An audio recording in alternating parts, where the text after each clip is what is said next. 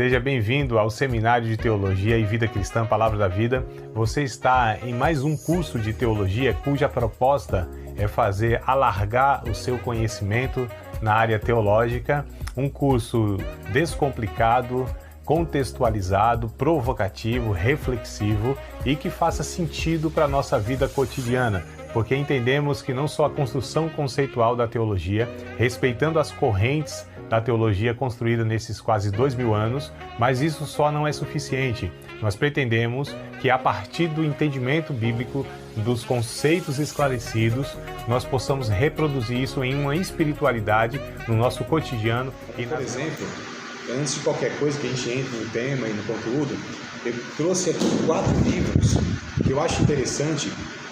Não sei quais de vocês têm hábito de ler, mas isso é algo assim necessário, tá?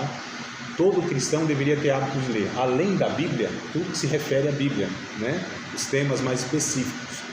Claro que tudo que a gente lê, a origem, a base, são os ensinamentos bíblicos, né? Nós somos cristãos e temos uma única fonte onde a gente recorre para direcionar a nossa vida, que é a Bíblia Sagrada, tá? Tem esse livro aqui, ó. Não sei se dá para enxergar, mas depois eu coloco no grupo lá também, tá? Os 10 mandamentos da criação dos filhos. Uma das coisas que nós vamos tratar também nos nossos encontros aqui é sobre criação de filhos, tá bom? Então esse livro aqui eu recomendo, são 10 mandamentos, excelente. Eu usei esse livro aqui com um grupo de homens por 6 meses, nós falamos desse tema aí, então eu recomendo. Não sei quantos têm filhos, quantos ainda vão ter, né? Mas enfim, é necessário porque assim, cada filho é uma dinâmica diferente, nós fomos criados de uma forma, mas necessariamente isso nem sempre vai ser tão útil para nós, porque cada criança, cada filho é um universo à parte, a gente vive em outro momento, nem sempre aquilo que os nossos pais aplicaram na gente, a gente consegue aplicar nos nossos filhos, o contexto é totalmente diferente, os desafios são diferentes, né? Então é bem interessante os que são pais, os que querem ser pais, de estar adquirindo esse livro aqui, tá? Não ganho nada, mas só estou indicando mesmo, sugerindo, porque é proveitoso mesmo, tá? Esse aqui, ó, Perdão Total no Casamento. Esse é um livro também, assim, muito recomendado. A gente sabe das feridas, né, das ofensas que a gente gera no outro. Isso é inevitável, mas infelizmente, nós, embora sejamos servos de Deus, a gente exerce, inclusive, né, a misericórdia, a bondade, a generosidade, mas de vez em quando a gente sai, né, do trilho e a gente machuca, ofende, né, o outro.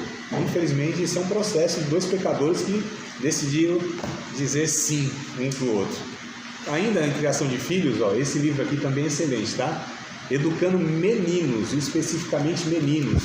Depois eu até falo o porquê exatamente, né? Porque aqui já abordaria, né? Menino e menina, mas aqui especificamente porque, amados, nós estamos vivendo um tempo muito difícil, onde há uma escassez de homens de verdade, né? E por que há uma escassez? Porque a gente não está fazendo o nosso papel de criar homens. Cria-se mulheres e meninas de uma forma e homens de outra. E é preciso se ensinar homens a serem homens. Parece que as meninas já mais ou menos ali está no HD delas, está programado para serem mulheres, né? Agora o homem não. Há um desafio maior, né? Principalmente nos tempos que nós estamos vivendo, onde os homens, eu até vou abordar aqui na introdução, os homens estão sendo castrados. Toda essa ideologia, por todas essas questões que essa sociedade sem Deus tem proposto. E é o papel nosso de pais cristãos entender que nós precisamos preparar os nossos filhos meninos a serem homens de verdade. Porque eu tenho lidado aí com alguns meninos de 35 ou 40 anos de idade, moleques, que não assumem o seu papel dentro de casa, né, como homens de verdade. E a gente precisa atentar para isso. E outro livro aqui, ó, Família para Sempre. Esse aqui também é um livro, mas muito, muito bom, tá? Excelente mesmo, recomendado para vocês que estão aí nessa proposta de investir no casamento de vocês. Não trouxe um que está emprestado, que fala mais sobre sexualidade, uma área importante, né, do casamento, a sexualidade. Então, assim, a gente até fala, o sexo fora do casamento para os cristãos, né, é pecado. O sexo antes do casamento é pecado, e a falta de sexo no casamento também é pecado. Então a gente tem que abordar essas realidades, amados. O nome do livro é Entre Lençóis. tá? Depois eu busco lá também a capinha dele e coloco no grupo lá. Entre Lençóis, um livro excelente para falar sobre sexualidade. Como tudo na vida, nós somos um pouco desajustados, na área sexual também a gente tem alguns extremos e a gente precisa tentar, porque é uma área fundamental do relacionamento conjugal. Fundamental. Né? Não estou falando do ato apenas, é tudo que envolve a sexualidade. E não é só o coito. Eu posso falar assim as palavras? Posso, né? O horário permite, né? São todos adultos, né? Isso aqui vai ser reservado, só vai para o grupo, não vai público, né? E ninguém está sendo filmado, só eu que dou minha cara a tapa. Então eu vou falar. A gente vai falar de uma forma simples, mas de uma forma direta, tá bom? Vamos lá, meus amados. Se vocês quiserem já, os que trouxeram Bíblias, que tem Bíblia, se não tem, não se preocupe, eu vou lendo, tá? Mas eu quero já pegar um texto. Vou falar alguma coisa aqui de introdução, mas eu quero pegar um texto que é em Gênesis. Vamos começar do início, Gênesis 2:24. É um texto que eu vou me basear para abordar aqui um ponto. Mas aqui a introdução que eu escrevi é a seguinte: nós não podemos fazer a leitura da Bíblia e interpretá-la como filhos do nosso tempo, ou seja, com a mentalidade da nossa cultura local, a partir das ideologias e sociologias impostas. A Bíblia, ela não pode ser interpretada com a nossa mentalidade, porque a Bíblia não foi escrita com um contexto que nós vivemos. Então há aspectos culturais, né? Há questões que é preciso ser levado em conta. Então nós somos afetados, quer queira ou não. Toda igreja, dentro de um local, de uma sociedade, de uma cultura, ela de alguma maneira reflete como essa cultura pensa. Nós aqui, Espírito Santo, eu nem vou pegar outros países, tá? Eu poderia só para mostrar como é tão diferente a forma de pensar. Estou falando dos cristãos, mas vou pegar apenas de uma forma local. Aqui no Espírito Santo, estou aqui, vai fazer 4 anos que eu estou aqui, né? Vindo de São Paulo, fiquei 36 anos em São Paulo, nasci no Recife, em Pernambuco. Então são 3 estados diferentes, realidades diferentes, naquilo que eu estou dizendo que é o contexto cristão evangélico. Nós temos forma de pensar diferente. A cultura afeta a igreja local. E como são culturas diferentes, você tem afetações diferentes. E a gente percebe, por exemplo, amados, tudo que eu vou falar aqui não é nada para ofender, né? É uma constatação social, sociológica. É uma das minhas formações, é a sociologia. Então a minha abordagem não é pessoal, minha abordagem não é um achismo, né? Não é porque me trataram dessa forma ou de outra que eu concebi uma ideia sobre aquela sociedade. Não, é porque a gente de fato faz essa análise. E a minha formação permite isso, né? Ou seja, a gente se distancia um pouquinho mais, né? E não se envolve afetivamente para a gente fazer uma análise crítica mais assertiva. Então, por exemplo, isso inclusive em dados, a gente vai falar um pouquinho mais para frente. Não sei se vocês sabem, mas o estado do Espírito Santo tem o maior índice de divórcio de todos os estados do Brasil, 11% acima da média nacional, em números absurdos. Vocês sabiam disso? O nosso estado aqui, o Espírito Santo, é o estado que tem mais índice de divórcios, 11% acima da média nacional. São Paulo é onde tem o maior número de divórcios. Por quê? Porque a população é mais do que 3 vezes do que o Espírito Santo, né? Aqui a gente tem 3,7 milhões de habitantes. Em São Paulo são 12 milhões. Então é claro que em número lá vai ser maior. Só que a proporção aqui é muito maior.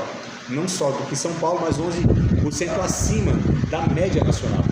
Ou seja, no estado do Espírito Santo, onde nós estamos, se divorcia muito mais do que qualquer outra região do Brasil. O estado do Espírito Santo tem o maior índice de porcentagem de abuso e exploração sexual infantil. 20% é o maior número que tem. Olha só, só para a gente entender a nossa realidade e os desafios que nós temos. Entre outras coisas que eu vou abordar depois também e trago números para vocês. O que eu quero dizer é o seguinte: o que eu vou abordar é baseado em realidades, em fatos e em pesquisas, tá certo? Então a gente vê uma dificuldade relacional muito grande nos cristãos capixabas, né? Quem vem de fora, de Minas, Bahia, Rio, percebe isso. Não sei quantos dos irmãos são capixabas que vieram de fora. Puder me ajudar aí para não ficar sozinho aqui. Vocês percebem? Alguém que todos aqui são capixabas aqui? Todos? Tem ninguém assim para me ajudar nessa? Eu fiquei sozinho aqui então, meu Deus do céu, deixa eu tomar água. Porque a gente fala e os irmãos se sentem ofendidos, né? Mas é uma realidade, amado. E a gente precisa entender a nossa realidade, porque nós não podemos ser fruto da cultura local. Eu tenho que ser fruto do Evangelho. E eu preciso identificar o que naquela sociedade, naquela cultura, não faz parte do Evangelho. Tem coisas culturais que elas não afetam os princípios e os valores do Evangelho. Está tudo certo. Não existe uma cultura santa. Israel, por exemplo, né? A gente muitas vezes tem essa paixão por Israel, Estado de Israel, os judeus, aquela coisa toda. Não. Ali não tem nenhuma cultura que Deus aprova. Não sei se vocês sabem, mas 70% da população de Israel são ateus. Não é? Então, assim, a gente precisa entender o seguinte: nós somos de origem tal, nordestino, sulista, sei lá o quê. Tá, o que nós aprendemos e vivemos, isso faz parte do Evangelho, isso contribui para o Evangelho, isso manifesta a natureza de Deus, e a gente já precisa compreender isso. Por que eu estou abordando isso? Porque a forma da gente viver vai contribuir ou vai prejudicar os nossos relacionamentos conjugais, familiares, em todas as áreas. Então a gente não pode ler a Bíblia com a nossa mente de capixaba, de brasileiro, de pentecostal, de batista, de sei lá o quê. Precisamos ler a Bíblia como de fato a Bíblia propõe que seja lida. É por isso que a gente vai rever algumas coisas. Não se assustem. E a proposta de nós nos reunirmos para discutirmos, amados, é isso. É a gente muitas vezes ter que reaprender alguma coisa que a gente tinha como certo e verdade. Senão não faz sentido. Eu só falar coisas para afirmar aquilo que vocês já sabem e já concordam. Que crescimento haverá nisso? Nenhum. Não é? Então esse é um ambiente seguro, esse é um ambiente de harmonia, esse é um ambiente, inclusive, que você pode discordar de mim, não tem problema. Eu não vou dar menos ponto na nota final. Eu não persigo o aluno, né? E nem a aula, enfim.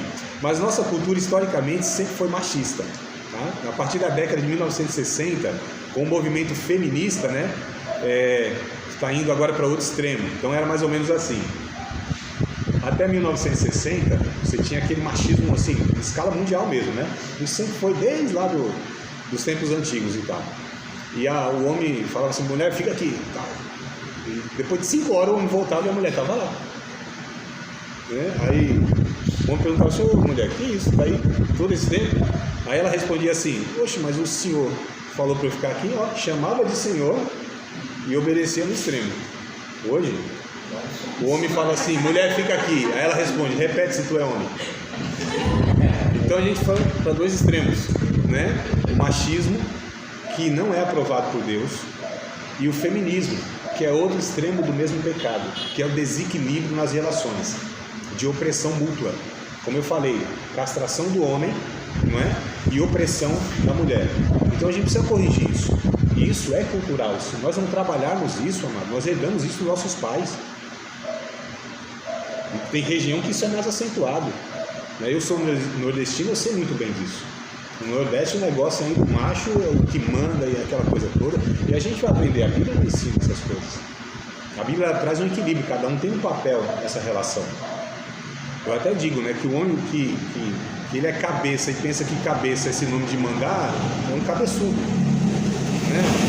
A liderança, ela não tem essa proposta de opressão, de subjugar o outro, e sim de direcionar, né? de proteger, de prover. Essa é a ideia de cabeça e liderança na Bíblia, na relação conjugal. E a mulher cabe lá o seu papel. Quando eu falo lá de Efésios capítulo 6, por exemplo, capítulo 5, por exemplo, vai do 5 ao 6, né? Que a submissão lá não é só em relação à mulher ao homem. O homem é submisso à mulher, vocês sabiam disso? Já ouviram alguém falar sobre isso?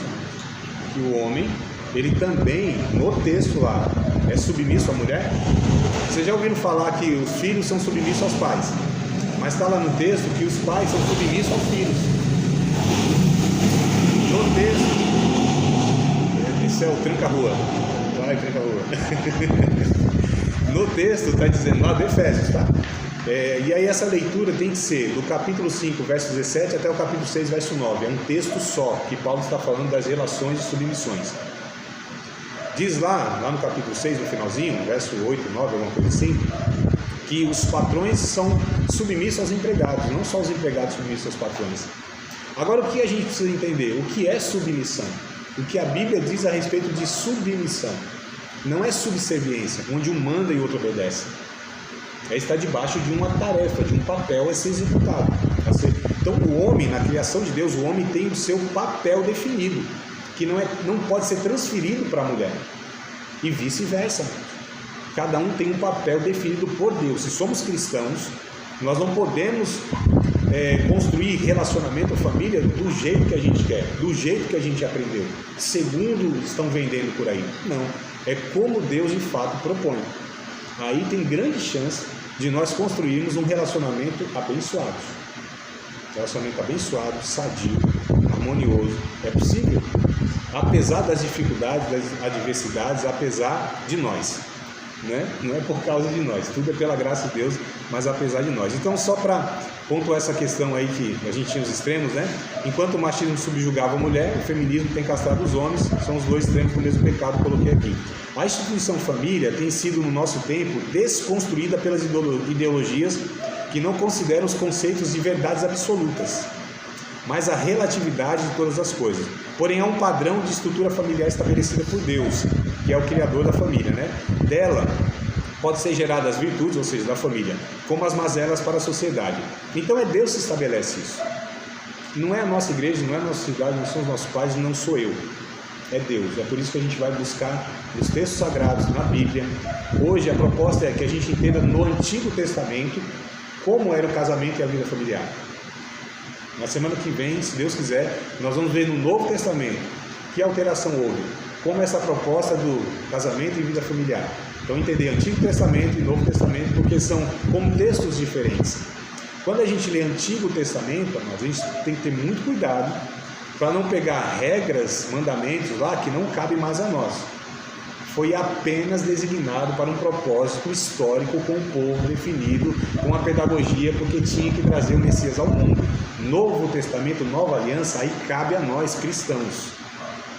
Tem que ter muito cuidado, ler Antigo Testamento, filtrando com o Novo. Senão a gente vai cair aí em questões muito complicadas, não só a questão da heresia em si. Querer aplicar na vida não dá certo, porque não é proposta de Deus. Tá certo? Mas vamos lá, Gênesis capítulo 2, verso de número 24. Se tiver versões diferentes e tudo mais, vocês me ajudem aí, tá? Para contribuir. O sinal é às 21 horas em ponto, né? Os inspetores lá. Não, eu não posso assim extrapolar muito. Se passar 5 minutos, 10, 15, 20, tudo bem, 25, mas muito não, né? Tô brincando, 9 horas, acho que fica bom para todo mundo, vocês concordam? E até as 9 horas?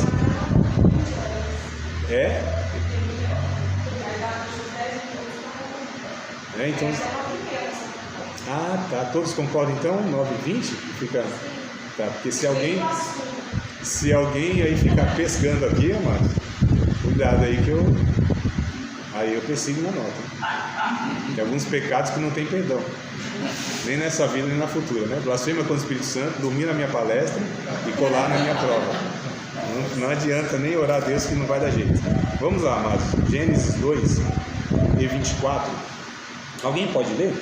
Se alguém puder ler, eu agradeço. Eu não estou enxergando nada aqui.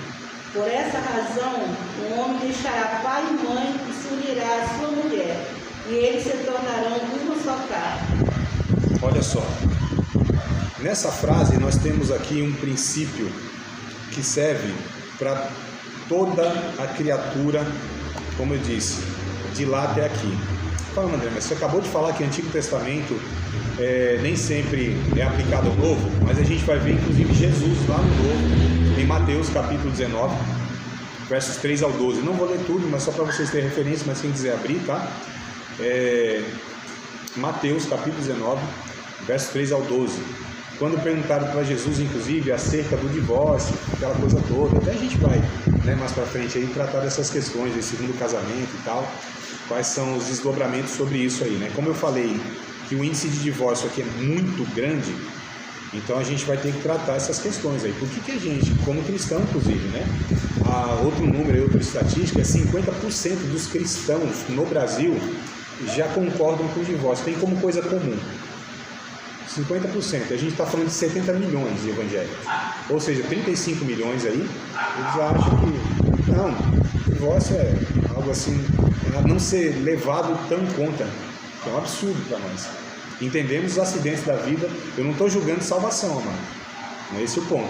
Eu estou dizendo que quando você banaliza o divórcio, você abre porta para que a gente não vença as dificuldades da vida, e a opção é divórcio. E para um cristão, o divórcio não é opção, embora haja exceções que a gente tem que olhar como casos individualizados, tá bom?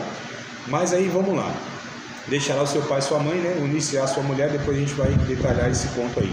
Então Jesus, quando é indagado a respeito do divórcio, aquela coisa toda, quer casar de novo, o que ele faz? Ele não busca referência dos pensamentos da época dele, em diversas culturas, tal, nem nessas correntes dos... Porque tinha os rabinos, né? Na época de Jesus já tinha os ensinadores e tal, lá, judeus. Mas ele se refere a esse texto, ou seja, ele vai lá no início. Vocês não ouviram que no princípio Deus disse, deixará o seu pai e sua mãe e tal. Então o que Jesus faz? Pega a referência, um parâmetro da criação, que a gente precisa entender. Até o capítulo 2, tudo ali era perfeito. Tudo ali funcionava de uma forma harmoniosa, porque Deus criou todas as coisas perfeitas. Após o capítulo 3, que é o relato do pecado entrando no mundo, aí o negócio já bagunça tudo, né? A gente vai ver essa questão aqui. Mas assim, eu estou pegando aqui o capítulo 2, porque continua sendo a vontade de Deus. Deus não mudou de vontade, tá? A vontade de Deus é a mesma, Deus não tem um plano B. A criação de Deus está sendo redimida, resgatada. Toda a criação, como a criatura. Então, o matrimônio no Antigo Testamento, a gente percebe, por exemplo, Deus permitiu a poligamia. Um homem ter mais de uma mulher. Isso foi permissão de Deus. Nunca foi vontade de Deus. Então a gente percebe que Deus tolerou, nunca aprovou, mas tolerou alguns comportamentos, mesmo do seu povo, que era o povo escolhido para revelar o seu nome. Tolerou a escravidão, né? O próprio divórcio tinha lá uma exceção, mesmo assim nunca nada disso foi aprovado por Deus. Deus estava tolerando o povo na história porque tinha um propósito maior de trazer o Messias no mundo. E aí ele traz o padrão de novo com Jesus, com o Evangelho, que é o que nós somos convidados a viver, com a graça de Deus, com todos os desafios. Por mais que a gente tenha as nossas limitações, pecados, dificuldades, mas nunca a gente deve baixar a régua, nunca a gente deve se entregar ao conformismo.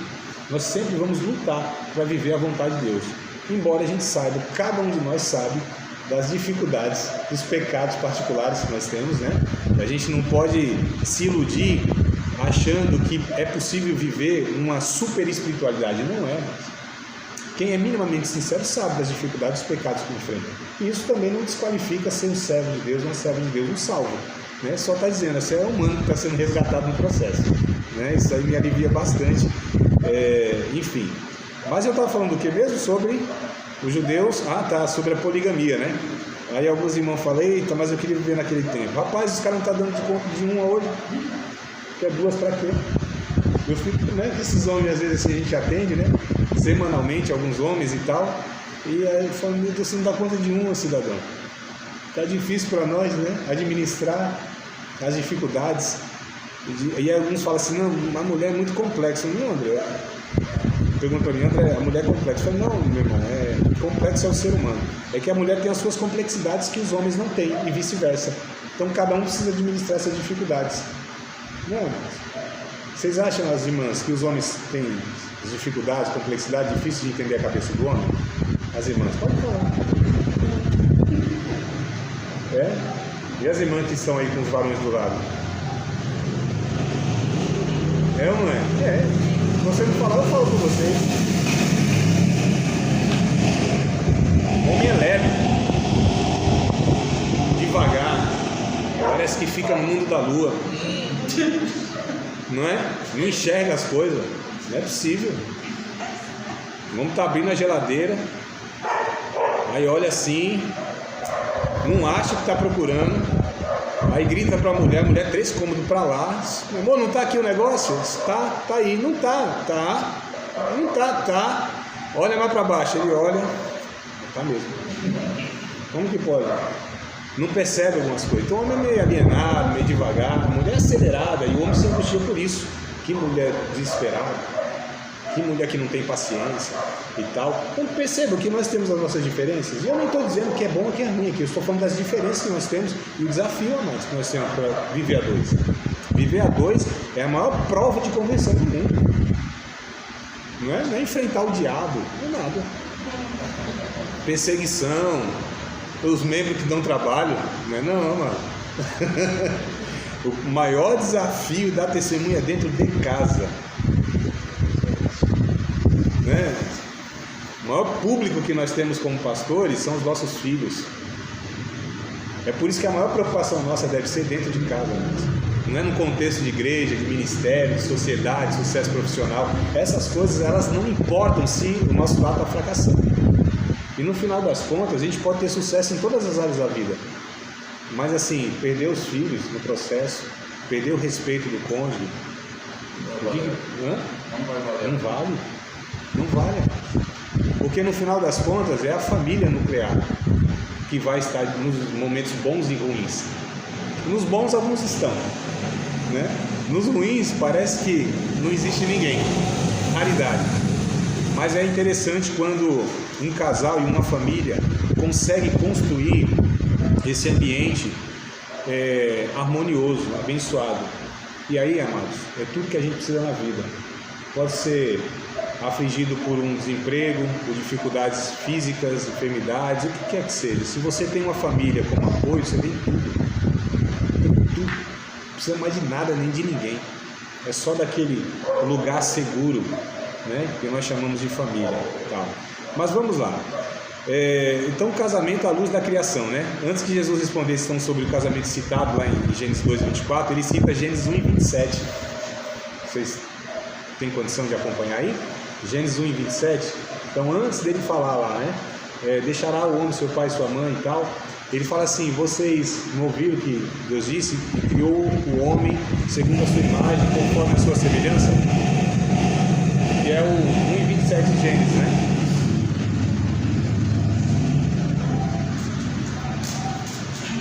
Eu acho que é isso, estou citando de memória aqui, vocês me ajudem aí, né? É isso, pastor? Criou Deus, o homem segundo a sua imagem. Façamos o homem segundo a nossa imagem, conforme a nossa semelhança, não é isso? E assim Deus os criou, macho e fêmea os criou. Acho que é 26:27, né? Então olha só, antes que Jesus ele falasse de fato, citasse o Gênesis 2:24, ele vai lá ainda no início mesmo, tá? Para mostrar que o casamento era parte da obra criadora de Deus. Sendo assim, era responsabilidade de toda a humanidade. O fato de Deus criar um homem e uma mulher é um indicativo que o casamento deve ser monogâmico e heterossexual. Monogâmico e heterossexual. Amados, os tempos que nós estamos vivendo daqui para frente, é fundamental nós compreendermos e defendermos isso. Casamento aos olhos de Deus. E quem é que tem autoridade para determinar o que é um casamento? É o Estado? É uma igreja? Não, amados. Porque o Estado, ele é posterior ao casamento. O casamento foi criado antes. O Estado veio depois. A igreja veio depois. Então, quem é que tem autoridade para dizer o que é o casamento e como deve ser esse casamento? Quem veio antes? Quem veio antes?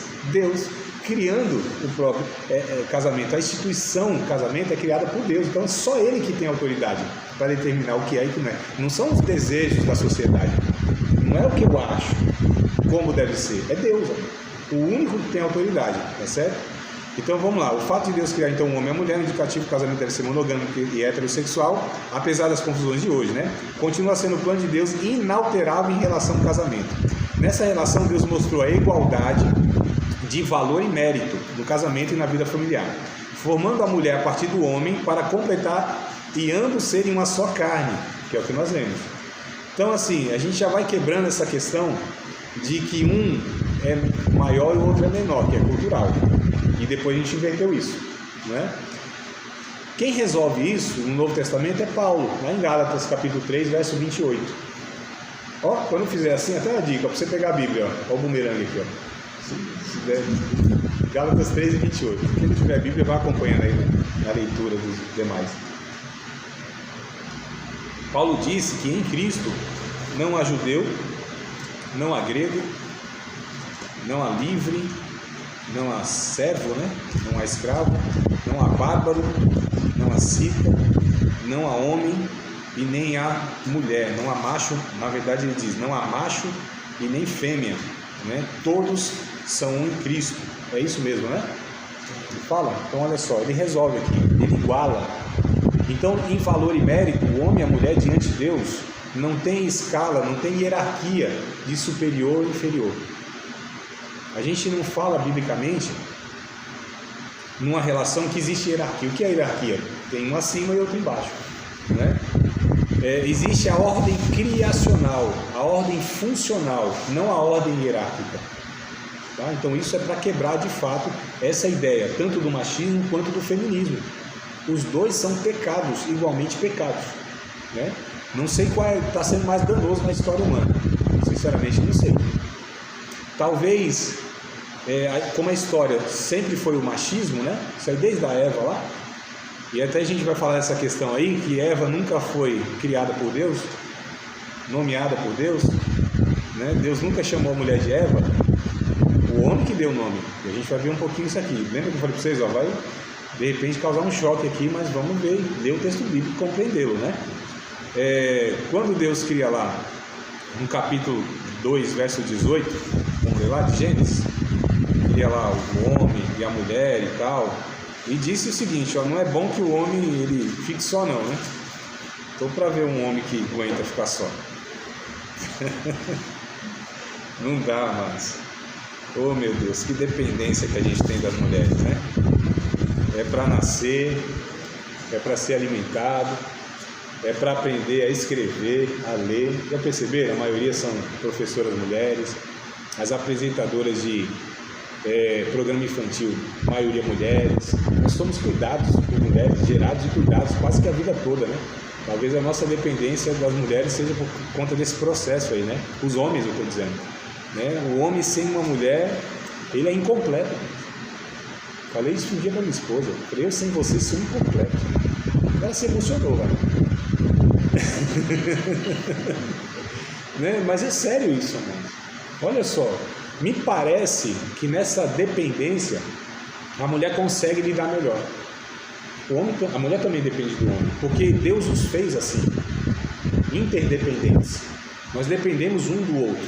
Não há essa ideia de individualismo, a mulher empoderada, né, senhora de si, o homem que não precisa de mulher, ninguém precisa de ninguém, não precisa de igreja, não precisa de nada. Esse narcisismo e esse egoísmo levado ao extremo. A gente vive essa sociedade individualista. Essa mente que nós temos, nós pensamos assim, da individualidade, isso não é mente bíblica. Olha como vai dar conflito quando eu trouxer aqui o texto bíblico. Na nossa mente isso vai ficar meio bagunçado, já estou avisando, mas não é heresia, tá? Não é heresia, porque quando a Bíblia diz assim, que Deus criou macho e fêmea e os criou, e chamou o nome deles do quê? Alguém já assistiu uma aula minha dessa? João Pedro, que participou algumas vezes? Nunca, né? Acho que eu nunca falei essa heresia para você, né? A gente vai ver daqui a pouco, mas vamos lá, Gênesis 2, 18. 2 e 18. Assim na versão de vocês como está, na minha está assim. E disse o Senhor Deus, não é bom que o homem esteja só. Far-lhe-ei uma adjuntora que esteja como diante dele. Tem alguma palavra diferente na versão de alguém aí? Ao invés de adjuntora, companheira? Uma companheira, né? Ao invés de adjuntora, companhia de um semelhante. Companhia de um semelhante. Uma companheira, né? Auxiliadora. Tá. Tem mais alguém diferente? Tá igual? Alguém que ajude como se fosse só outra metade. Alguém que ajude como se fosse a outra metade. A gente tem até samba cantando isso. Alguém que auxilie e lhe corresponda. E corresponda. Tá. Ainda todas essas versões, elas não trazem aquilo que de fato o original, que é o hebraico, ele foi escrito, ou seja, aquilo que Deus de fato revelou, né? Não é que esteja errado, é que há limitações nas traduções, tá? Não é que tá errado, então a Bíblia está escrito errado, não, é que há limitações em todas as versões, seja de que idioma for, né? Não é só na questão do português não. Então aqui a ajudadora, auxiliadora, aquela que é companheira, que é a sua outra metade e tal, a ideia aqui é aquela que seja uma mulher que se oponha, tá? O verbo lá é esse, ezer kinegdo, uma ezer kinegdo, quer dizer, uma mulher oposta, né? Ou aquela que se opõe. Aí as irmãs falam, pronto, é o que precisava. Mas assim, amados, aqui não é de afrontar. É quando o homem, porque o homem tem um ímpeto, e Deus colocou isso dentro do homem, ele vai de fato enfrentar tudo que tem que enfrentar. E se a mulher, de quando em quando, ou em algumas ocasiões, não colocar um freio no homem, ele sai atropelando tudo mesmo. O homem de verdade tem esse ímpeto, ele não teme ninguém, nem a morte. O homem de verdade, ele tem um ímpeto de fazer o que tem que fazer. E se a mulher não tiver, assim, sabe, essa disposição de se opor para trazer um equilíbrio e um freio, tem os homens que é sem noção mesmo. Se a mulher não interferir, não é? Essa é a voz feminina representando todas, viu? Esquenta não, João Pedro. Se até minha esposa está representada nessa é verdade aí. Então, assim, é isso, amados. Então a gente precisa entender. Olha só o que Deus fez. Uma mulher que traga um equilíbrio ao homem. Né? Vamos lá. Verso 22 e o verso 24. Ainda aqui traz algumas coisas complicadas para nós. Tá? Vai apertar para nós aqui no começo. Tá? Mas depois a gente traz um equilíbrio também. Alguém leu 22, 23 e 24, por favor? E a costela que o Senhor Deus tomara ao homem, transformou uma mulher e a trouxe. E disse o homem: esta afinal é osso dos meus ossos e carne da minha carne, chamar-se-á varoa, porquanto do varão foi tomada. Por isso deixou o pai e a mãe e se uniu à sua mulher, tornando-se os dois uma só carne. Obrigado, pastor. O que eu quero destacar aqui, amados, é quando Deus cria o homem, olha para o homem e diz: ele está incompleto, não é bom que ele seja só. Vou fazer então uma mulher que se opõe a ele, né? Que o confronte, que o traga equilíbrio, que o complete. E aí o texto original, de fato, né? Tira lá do homem, literalmente dele, e cria e forma a mulher, melhor dizendo, forma a mulher. E aí o homem olha para a mulher e diz assim: esta é o osso do meu osso e carne da minha carne. Eu pergunto, quem pode ser ossos dos meus ossos e carne da minha carne, senão eu mesmo? É por isso que Deus disse: ambos serão uma só carne. Então, na criação de Deus original, o homem e uma mulher, eles se viam não como um vendo o outro, mas como se vendo em outra versão. Veja só o que Deus criou. Que forma abençoada, harmoniosa, que quando eu olhasse para minha esposa, eu não estaria vendo um outro, e sim parte de mim. E aí Paulo vai falar lá em Efésios capítulo 5, quem é o doido? Aqui é uma versão minha, tá? Quem é o doido que não alimenta a sua carne? Quem é aquele que maltrata a sua carne? Quem é aquele que não cuida de si mesmo? Só que ele está falando isso que o homem deve fazer com a sua mulher. Por quê? Porque ambos são uma só carne. Isso é a unidade composta que a gente chama. Então não cabe, amados, esse egoísmo. Eu estava ouvindo esses dias, ontem, não vou falar, né, lógico onde, e aí eu vi a mulher dizer assim: mas a casa é sua mesmo? Na discussão, né? Infelizmente a gente ouve algumas coisas sem querer, né? Aí eu fiquei pensando, nossa, olha que relacionamento ruim, porque se ela falou isso, de alguma maneira ele expressou isso, mostrou isso verbalmente ou de outra forma. Quer dizer, como assim a casa é dele? Porque será que ele trabalhou, ele gerou renda e comprou a casa? Olha a ótica, mas do individualismo. O que tem matado os relacionamentos é o individualismo. É por isso que eu disse no começo aqui de pontuar isso. Essa mentalidade individualista não nos deixa entender qual é a proposta de Deus. Porque se é carne da minha carne e osso do meu osso, quando ela se alegra, eu me alegro. Quando ela se entristece, eu me entristeço. Não tem como ser diferente. Eu não posso tomar decisões unilaterais. Já teve ocasião que um irmão, né, me considerava muito, comprou um carro, veio mostrar primeiro para mim, não mostrou para a esposa. Eu falei, ué. A bichinha não teve nem a condição de escolher a cor do carro, porque o cara gerava renda, não lhe deu nem o direito de ir lá e opinar. Olha que coisa horrível. E ainda considerou um amigo mais digno de receber a notícia primeiro do que a esposa. Olha que coisa desajustada. Eu nem preciso falar que hoje estão divorciados. Claro que não é por causa disso apenas, um conjunto de outras coisas, né? Mas essa mentalidade individualista. E quando a mulher trabalha e gera renda mais do que o homem? Aí é os conflitos. Eu não tenho problema nenhum. Eu queria muito que a minha esposa ganhasse mais do que eu. Ficaria feliz demais. Isso não ia alterar os papéis dentro de casa, irmãos. Já houve essa situação, inclusive, fiquei desempregado 10 meses e a mulher lá sustentando, guerreira, a casa. Isso não alterou os papéis, não é? Porque a gente tem que entender essa construção que o casamento é como se fosse de fato uma só pessoa, em um único propósito, correndo para o mesmo lado. O que diz o profeta? Vão andar dois juntos se não estiverem de acordo? A gente sabe da resposta, nem está no texto, mas a gente sabe, claro que não. Não tem como. Um puxa para o lado, um puxa para o outro. Um tem um projeto de vida, outro tem outro projeto de vida. Um toma uma decisão sem consultar o outro, sem buscarem um acordo, né?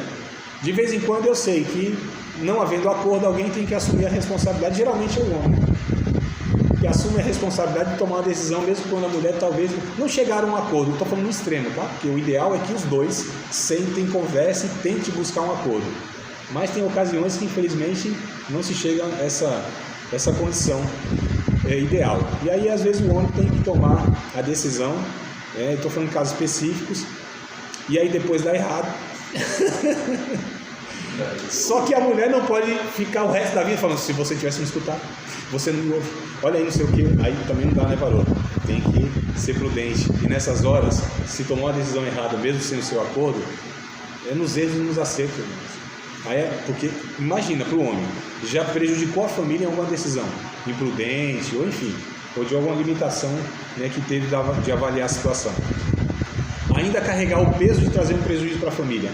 E a sua companheira ainda jogando culpa nele? Percebam, um relacionamento como que de quando em quando um tem que, né, levar a carga do outro e vice-versa, né? Tudo bem, meus filhos? Vocês estão bem? Vocês estão concordando com tudo que eu estou falando assim? Então assim, osso do meu osso e carne da minha carne. Quem pode ser eu? Então quando Deus cria, quem que Deus cria? Macho e fêmea. Qual é o nome do macho e da fêmea?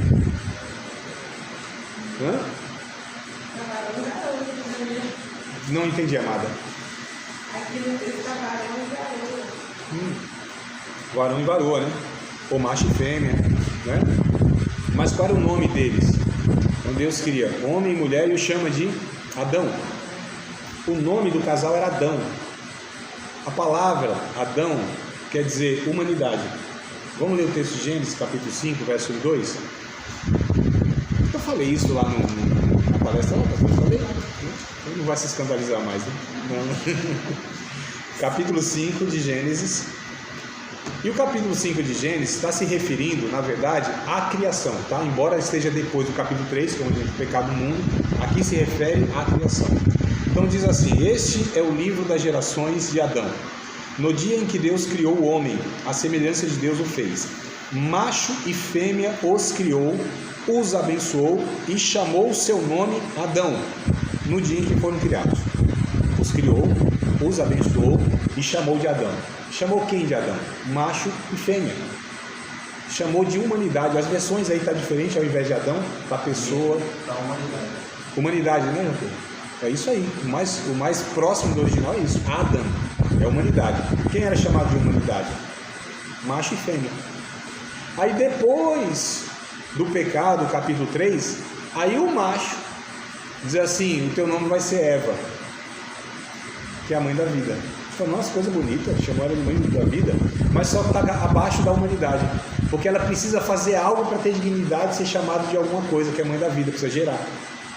E a mulher que não gerava no Antigo Testamento era tida como amaldiçoada de Deus. Olha o desespero de Raquel: me dá filho, senão eu morro. Só que é engraçado, né? Hoje a gente sabe que nem sempre, quando não há a gestação da mulher, nem sempre é a esterilidade da mulher. Às vezes é do homem, né? Só que antigamente você não tinha esse conhecimento. Então sempre a mulher, o peso da culpa de não ter gerado um filho.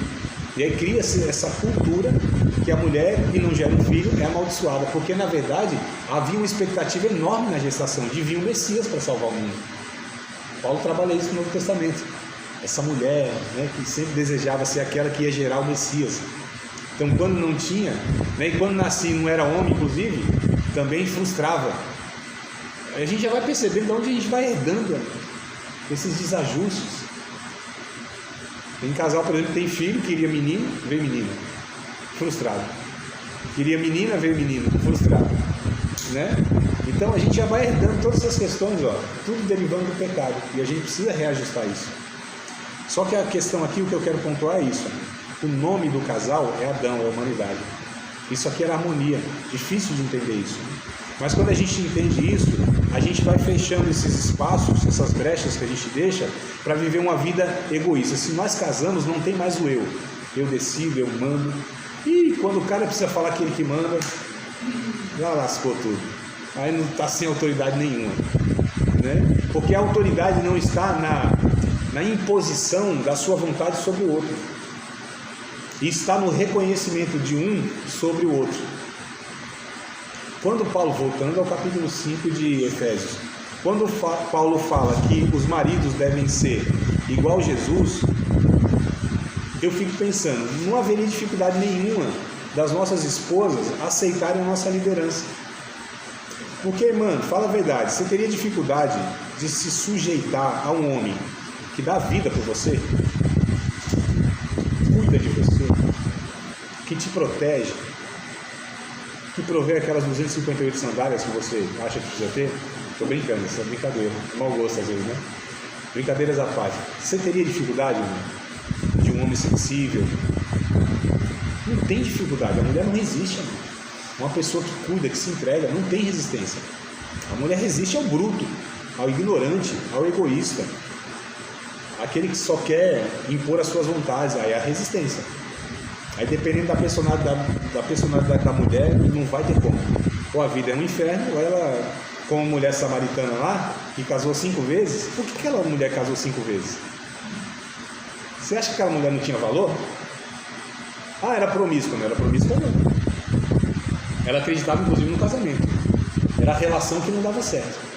Tem uns que casam 10 vezes e falam, não acredito no casamento. Não acredito no casamento, tanto é que está casando. Só não sustenta a relação, que é diferente.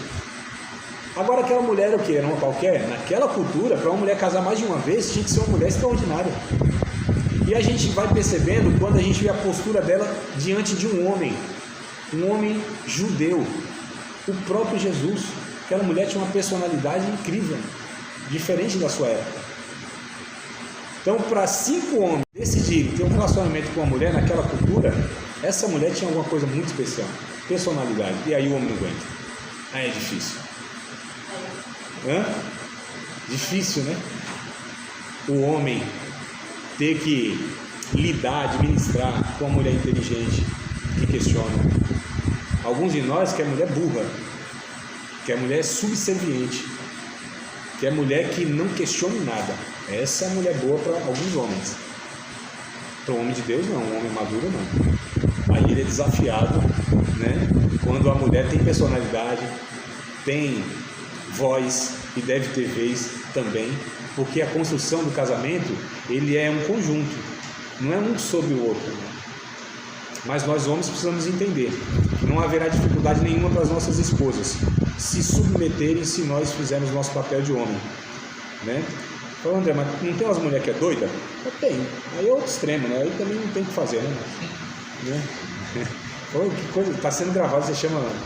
Ah, mas por muito menos, o Jó a gente reclama, né? Chamou mulher de doida, por muito menos a gente chama as nossas de doida também. Isso é um erro, porque a gente sempre quer diminuir, né? Quando a gente vai perdendo a guerra, né, de argumento, razões e tudo mais, o que a gente faz? Usa a força física, a opressão psicológica, a chantagem financeira e outras coisas mais. Percebam, se vocês voltarem no próximo encontro, que logo a primeira desse jeito, né? Mas vamos lá, depois piora, tá? Vocês estão tranquilos mesmo? Não querem questionar nada? Não querem falar nada? Mas... Posso seguir? Posso? Após a criação do casal, Deus os abençoou, né? Que está no capítulo 1 de Gênesis, verso 28, né? E os abençoou, disse: frutificai e multiplicai-vos, né? É por meio da família que Deus abençoou o mundo. E em Abraão isso é reiterado, né? Quando a gente lê Gênesis 12, 1 ao 3, por exemplo, a gente vê que Deus... primeiro a gente tem a criação lá do casal, o Adão, macho e fêmea, Adão. E aí Deus cria, abençoa e diz: frutifiquem. Então Deus abençoa o casamento e por meio do casamento Ele abençoa o mundo. Não é o contrário. Deus não abençoou o mundo para que desse ambiente do mundo abençoado o casal fosse abençoado. Não é o contrário. O canal de bênção para este mundo é um casamento bíblico. A solução, de fato, para todos esses demandos é um casamento bíblico. Muitas vezes a gente está dando voz para os opositores de Deus, porque os nossos casamentos dentro do nosso contexto evangélico têm sido assim um fracasso. Por mais que a gente permaneça lá juridicamente casado. Porque você tinha muito essa questão, né? Socialmente era muito reprovado o divórcio. Então assim, ficava-se casado judicialmente com um amante, né? Ou com agressões. Enfim, tanto é que hoje ainda, alguns casais antigos, eu conheço, eles estão 30, 40, 50 anos casados. Só estão prolongando o inferno na vida deles. Mas para eles nós somos casados. É a vontade de Deus essa? Claro que não. Também o divórcio? Claro que não. Então qual é a solução?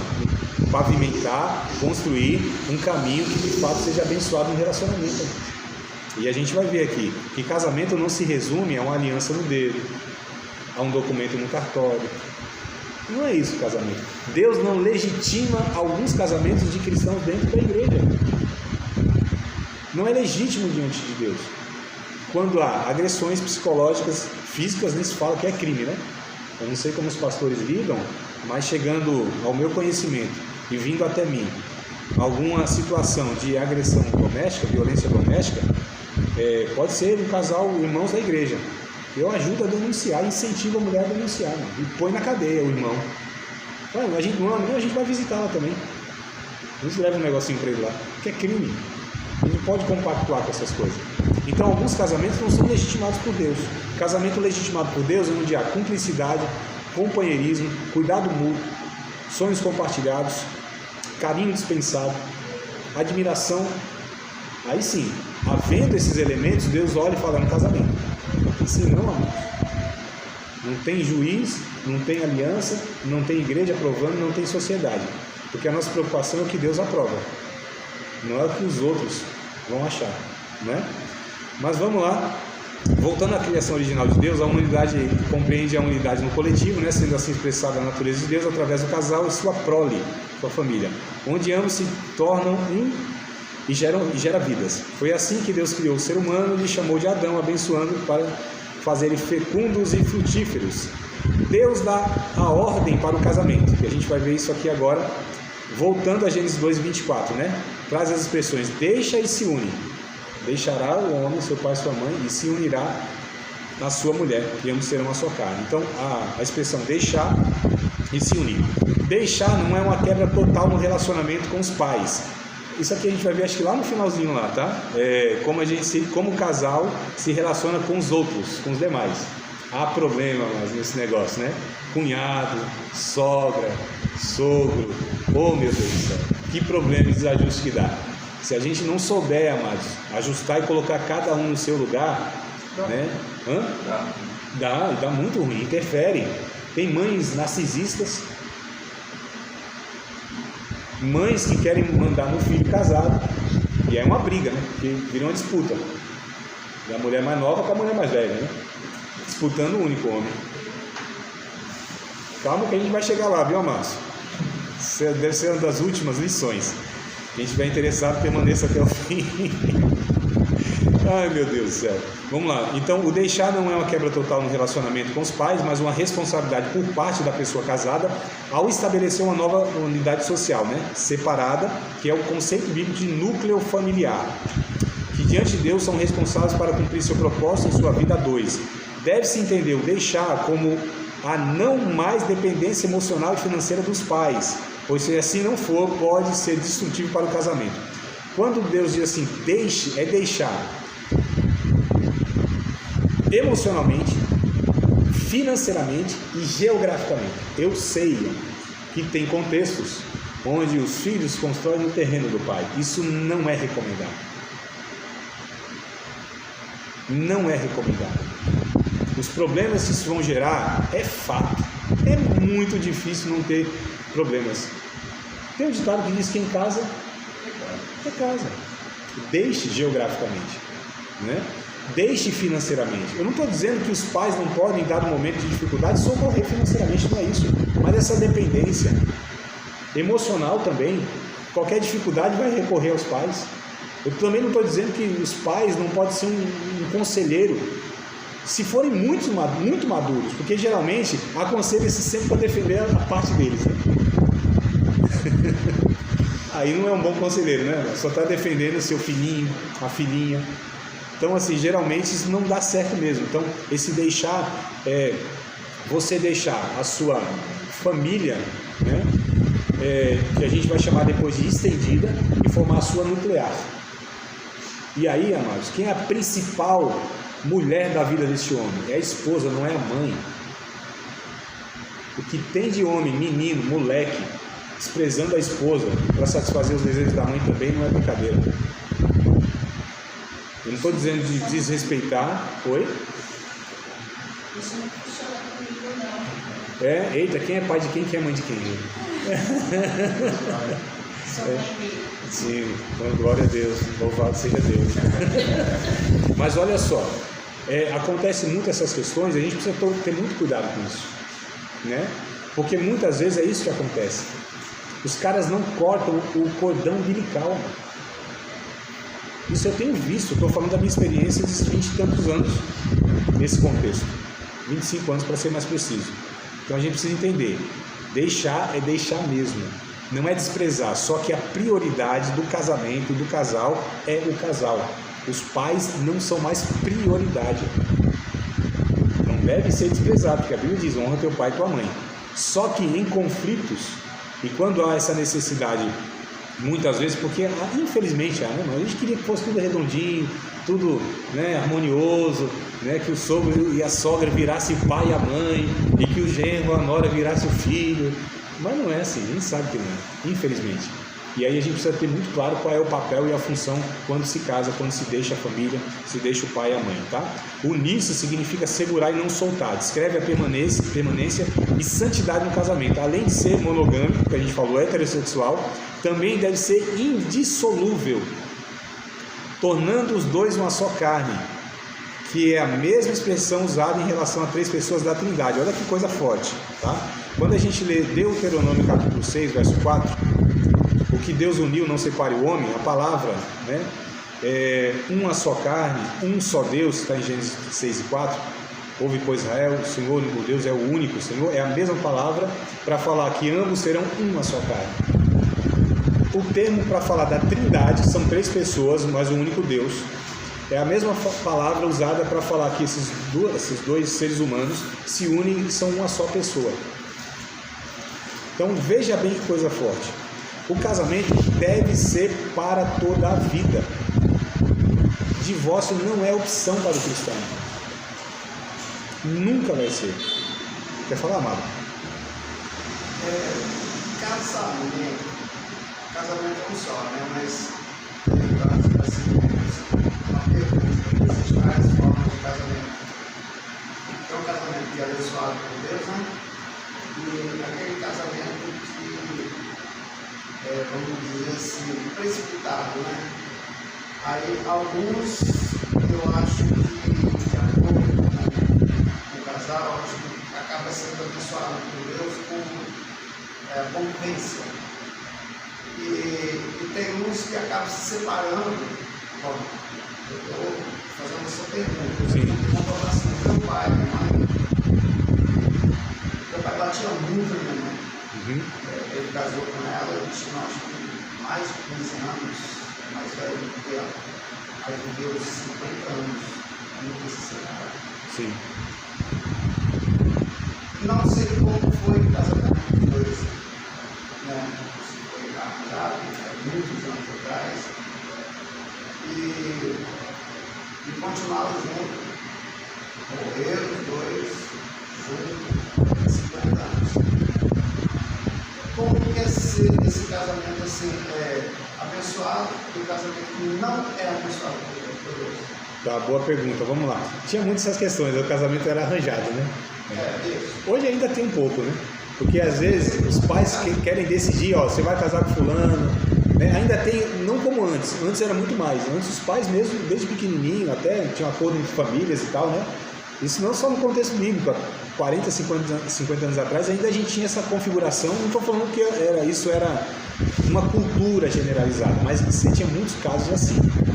Mas a pergunta é, que casamento é abençoado, qual não é abençoado? Então eu disse que Deus legitima um casamento, ou seja, o torna legítimo e considera abençoado, quando há esses elementos, cumplicidade, companheirismo, cuidado mútuo, carinho, amor. São elementos básicos para Deus considerar um casamento abençoado. Não havendo isso, né, por exemplo, uma agressão física, uma opressão psicológica, porque assim, tem muitos casais que o marido já abandonou há muito tempo a mulher que não cuida mais financeiramente, por exemplo. Há mulheres que abandonaram o marido sexualmente. Em muitos casos, são abandonos. Isso não é casamento abençoado. Casamento abençoado precisa ter esses elementos que eu falei aqui. Isso é abençoado por Deus. Aí a questão assim, o casamento do cristão, me casei, eu não era cristão. Casamento, a instituição casamento é abençoada por Deus pelo fato de ser instituição casamento. Então quem fez meu casamento foi um padre, foi um pai de santo, foi um rabi, foi lá. Independente, é Deus que abençoa o casamento, independente de quem celebra o casamento. Independente qual é a confissão de fé das pessoas. O casamento, a instituição, é isso que eu estou dizendo. Isso é abençoado por Deus, porque isso é criação de Deus. Então, dois espíritas casando, Deus está abençoando o fato do casamento. Está tranquilo isso aqui, amados? Dois católicos casando, Deus abençoa o casamento desses dois católicos, porque é a instituição do casamento. É a decisão de viver a dois, isso é abençoado por Deus. Agora, para que isso continue sendo abençoado por Deus, é preciso ter a construção desses elementos aqui. Porque tem evangélicos que não são abençoados por Deus, né? Tem obreiros, pastores, pessoas que têm funções da igreja, líderes, que Deus não reconhece o casamento deles, não são abençoados. Embora sejam usados nos dons, embora as pessoas admirem como homens e mulheres de Deus, bons ensinadores, pregadores, pastores, eu estou falando isso na aparência, né? Mas dentro de casa, Deus fala, vocês não são abençoados como casal, eu não aprovo o relacionamento de vocês. A falar uma solução qual que é ajustar isso, nunca é separação. Agora, há casos extremos, violência doméstica, eu particularmente, eu sei que nem todos os pastores compactuam comigo nessa opinião, né? Mas eu penso que, havendo a violência doméstica, primeiro, a gente só sabe quando e como começa, a gente não sabe como acaba, aliás, até sabe, e aí é tarde demais, né? Eu sou pai de 2 meninos, e eu fico pensando, esses caras aí, esses pastores, que eles aconselham a irmã a voltar para casa, nesse contexto de violência doméstica, vai orar, minha irmã, vai não sei o que, será que faria com a mãe deles, com a filha deles? Porque é fácil você falar para os outros, e é fácil falar para a mulher, né? Vai lá e se sujeita nessa situação de violência doméstica, de agressão. Amados, para mim já houve abandono aí, já houve um abandono aqui, né? Mas é uma coisa a ser discutida, porque cada caso é um caso. Agora, o que é abençoado, a pergunta foi, a minha resposta é, quando há esses elementos é abençoado por Deus. Quando não há, não é abençoado por Deus. A minha mãe, quando começou a igreja, toda vez que ela chegava em casa, meu pai só faltava para levar a casa. E ela permaneceu na igreja, orando, e acabou ele indo aos pés do Senhor. E ela lutou muito, sofreu, apanhou muito por isso. E tem muitas mulheres que desistem. Eu aconselho a desistir. Eu, como pastor, nunca falaria, vai lá porque você... Eu penso que a mulher não é experiência evangelística para a conversão de ninguém. Sujeitar, eu penso que Deus não aprova isso. Sujeitar essa situação degradante, humilhante, desumana, de uma pessoa ser agredida para que o outro se converta, para mim, uma pessoa não é experiência de conversão da outra nessa situação. Isso é crime. É eu estar aprovando que ela se sujeite a um crime, que é a agressão. Então há casos, pode ter os casos aí, só que eu não pego essas experiências pessoais e coloco isso como regra ou como ensinamento. Eu particularmente não faço isso. Eu acho isso criminoso quem faz. Eu, para mim, qualquer pastor que toma essa decisão, é a minha opinião, é particular, né? Precisa concordar. Mas para mim, isso é não entender a dignidade humana. Aí eu pergunto para esse pastor, por exemplo, esse conselheiro, e falo, não, volta lá, vai orar, tal, se sujeita aí anos nessa situação. Faria isso com a mãe dele? Faria isso com a filha dele? Eu penso que não, só se for muito doido, só se for muito desajustado. Eu não faria isso, porque eu penso que Deus nos convoca a proteger o quarteto da vulnerabilidade: órfão, criança, estrangeiro e pobre. Deus tem um olhar com esses fragilizados. Isso eu vejo estudando a Bíblia. Então eu nunca aconselharia a uma mulher, a uma irmã, a voltar para o seu lar nesse contexto de agressão e falar, permanece lá orando, minha irmã, tenha fé, Deus vai te usar para salvar o teu marido, isso é um canal de salvação da tua casa. Não, eu penso que não é isso que Deus quer que a gente faça. É a minha opinião, né? É particular. Sim. Sem falar que pode até ter sido canal, mas essa festa é destruída, né? E os filhos? Não, mas e os filhos também? A gente precisa pensar num todo, né? Não só a mulher, imagina só, irmãos, os filhos, o que isso vai se desdobrar na relação deles. Por exemplo, um menino, né, vendo toda essa situação do pai tratar a mãe, possivelmente ele vai repetir isso. Dificilmente ele não vai repetir esse comportamento. Ele vai ter que lutar muito para que isso não aconteça. Muito.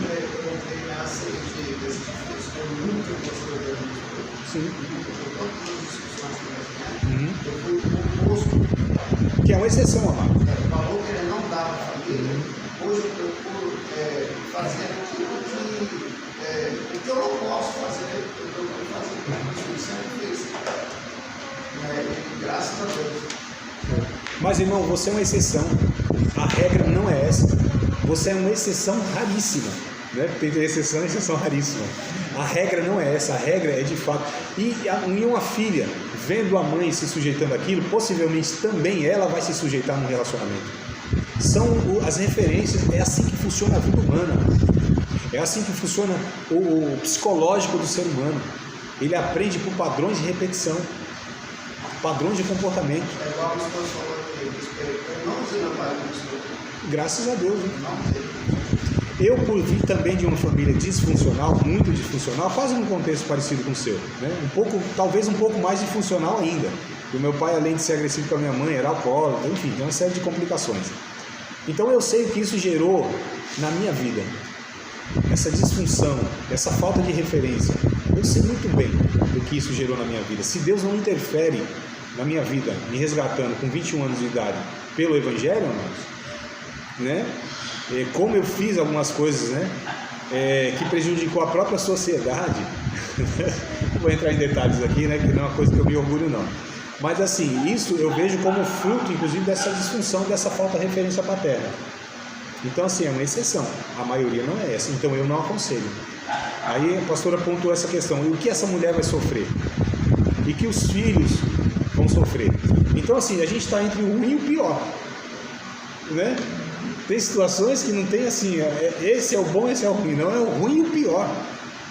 Então fica difícil, é por isso que eu digo, cada caso é um caso. Eu não tenho aqui nesses casos que são exceções, uma regra. Cada caso precisa ser analisado de uma forma única, porque é uma história única, pessoas únicas, condições únicas, né? Mas enfim, só para a gente perceber, ó, quantos desajustes nós podemos ter e como isso pode prejudicar a vida não só do casal, mas em famílias.